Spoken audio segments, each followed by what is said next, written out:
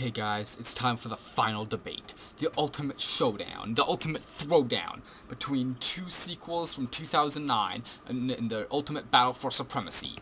Transformers Revenge of the Fallen and the Twilight Saga New Moon. That's right folks, I hinted at this before, and here it is, the ultimate showdown. Let's begin with the stories. Both of these movies have very creative and very cool, unique stories. Alien Robots from Outer Space, a love story between vampires and werewolves. Now these are both stories I can get behind. These are both really cool ideas. One of these movies goes wrong. Guess which one?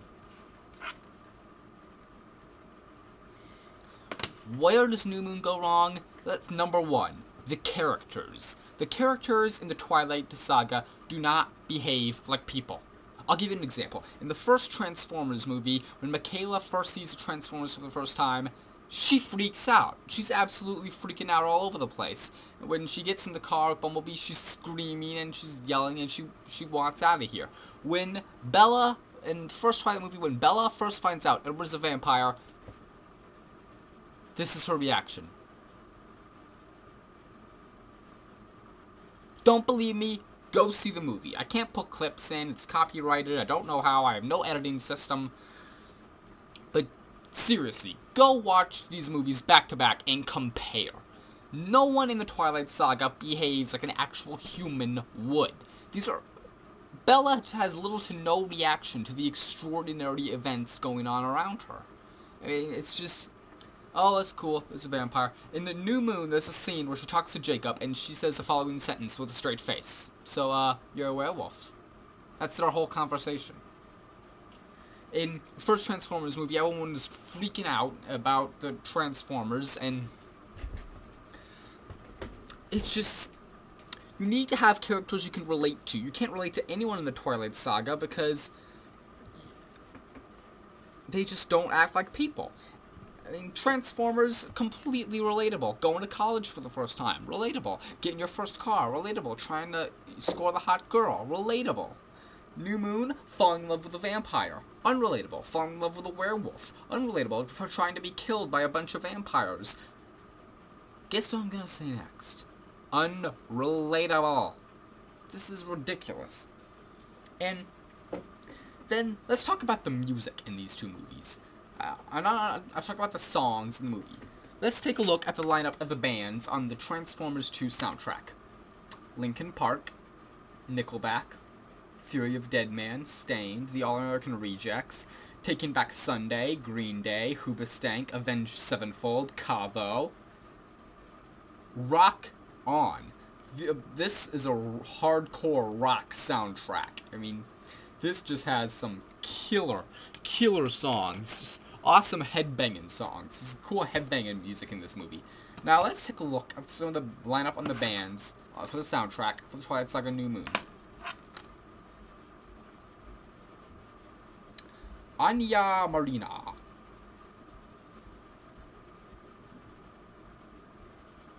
Who? I don't know who that is. Leaky Lee. Excuse me, am I supposed to... is that English? I don't know what that is. Okay, let's keep going. Band of Skulls. Don't know who that is. Lupe Fiasco. The only good song on the soundtrack, but I've still never heard of them. Just, who are these people? I don't know who... the people in charge of the music for Twilight are focusing on one thing and one thing only. Spotlighting new bands. That's it. They're not focusing on good songs at all. They're just focusing on new bands.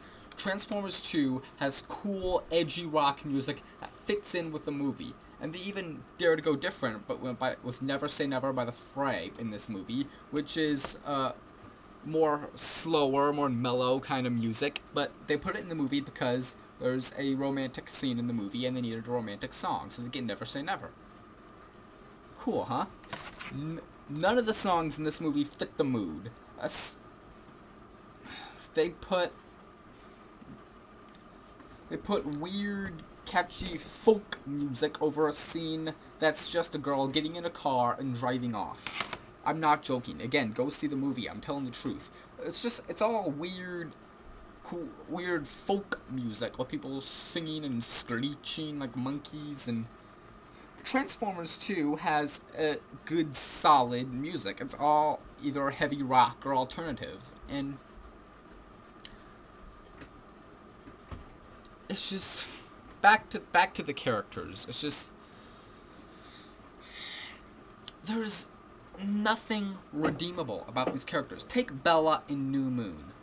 Edward breaks up with Bella. She is depressed. She goes to a deep depression. She shuts out all her friends, as you know, is the expected reaction when your vampire boyfriend dumps you. And so then she starts hanging out with Jacob, and she's like, oh, okay. She starts having fun with Jacob for a while. Then, just like this, she hears, Edward's gonna go die. Oh, okay, I'm just gonna go ditch Jacob and fly away all the way to Italy to save him. And this is after we've spent like almost a good half an hour of the movie with Jacob. And Bella's fine with Jacob, and 10 seconds before she goes to save Edward, they almost kiss. Literally 10 seconds after they almost kiss, she ditches him to go to her boyfriend. Cock tease. In Transformers 2, Sam was just after Michaela. In fact, he was trying to avoid Alice when she was trying to make out with him because he wants Michaela. Michaela's his girlfriend. He's faithful to her. And he resisted Alice and all that. Bella has 2 men, Edward and Jacob, and she's just like, okay, I'm gonna ditch one for a while, then go to the other one, then go to the other one, go to the other one, go to the other one, go to the other one. The woman is a roller coaster. It's just Transformers 2 has solid, set-in-steel motivation. New Moon does not. It's all over the map. And Transformers 2 actually has villains. You've got Megatron, possibly one of the greatest bad guys in cinema. He's just so evil, so sinister, so threatening. He kills Optimus Prime. That is, if you can kill Optimus Prime, you're instantly in the Villain Hall of Fame. In New Moon, we get these guys, the Volturi, who are quite possibly the worst characters ever in cinema. Why? They do nothing.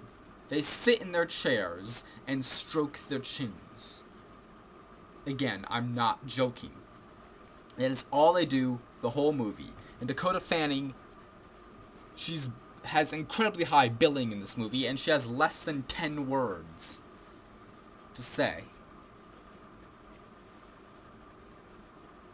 I mean, my god. This is pathetic. New Moon's pathetic. Transformers 2 is a far superior film. Take the action scenes, for example. Transformers 2 has some incredible action sequence. They rip the top off of one of the Great Pyramids. They have a spectacular brawl in the forest, ripping down trees and blowing up a lot of cars. They rip through a bridge. In New Moon, there's a scene where 2 of the werewolves, Jacob and Paul, they have a fight. And they go into the woods, and that is the end of the scene. New Moon just says, screw you, we're not going to show anything. They cut the action dead. Transformers 2, the only time I've ever cut an action scene dead is when a character dies at the end of the fight. And I'm talking about Optimus Prime. That is the end of the action scene is when one of the main characters dies. That's how it should be. And you want to know why Transformers 2 is a better movie than New Moon? Because Transformers 2 does something. What does New Moon do? Nothing. Let's compare. In the 2.5-hour time limit of Transformers Revenge of the Fallen, we go to Egypt, and we blow up a huge Egyptian city. We rip the top off of a pyramid. The sun is almost destroyed by a giant machine. We go to college, and we get chased by a alien robot disguised as a human, and we go to the forest, we have a giant fight. One of the major characters in the movie gets slaughtered. What do we do in New Moon? In the 2-hour and 10-minute runtime of New Moon? Okay, let's see. Edward breaks up with Bella. Bella does nothing for extended periods of time. Bella hangs out with Jacob. They talk for a bit. Bella goes to Italy. She talks to the Volturi, and then they talk some more. And this movie is only 20 minutes shorter. That is the average runtime. That is the runtime of your average TV sitcom. And the time difference between these two movies, an average TV sitcom, like, say, The Office or what have you, can tell a story. 130 minutes more than that in New Moon gets nothing across.